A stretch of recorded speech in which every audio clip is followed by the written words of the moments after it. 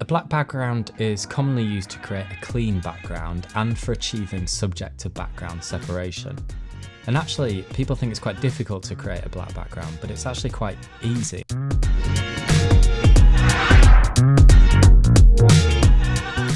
For some shots you will need a contraster like this one, but shots like this can actually be created using technique alone and doesn't need any post-production or any type of editing to make that background black. So there are different types of contrasters, from anodized aluminium to stainless steel or silicone. I tend to prefer silicone as it has less reflective properties and they're a bit more flexible, so you can tend to bend them a bit more. The most common time contrasters are used is when photographing the upper or lower anterior close-ups. And if you look at the tip of the contraster, you'll see it's got a small lip. And this is done so that it can fit in the palette, and it's shaped that way so it's a bit more comfortable for the patient and fits nicely in there. So the key to getting a pure black background is to ensure that you have subject to background separation.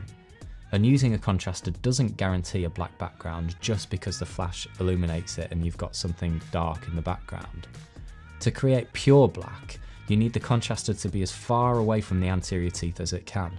If you place a contraster directly behind the anterior teeth, the flash source will illuminate the contraster, resulting in a lighter black background rather than fully black. So what you want to do is place the contraster further back in the mouth, ensuring it is at a 45-degree angle. And you repeat these steps if you're doing a lower anterior view. To create a black background for an overjet or lateral view, a contraster is not actually required. Simply remove the ring flash from the lens and angle it into the area of interest. The light will illuminate the mouth but not the background, creating a natural black background fall off. If you're looking to achieve a black background for extra oral views and don't have a photographic studio, which I'd admit is often the case, I recommend using a black velvet background. This will assist in soaking some of that light fall off. And again, you want to achieve subject to background separation, so you should bring the patient further away from the background, which will help avoid that light source illuminating it.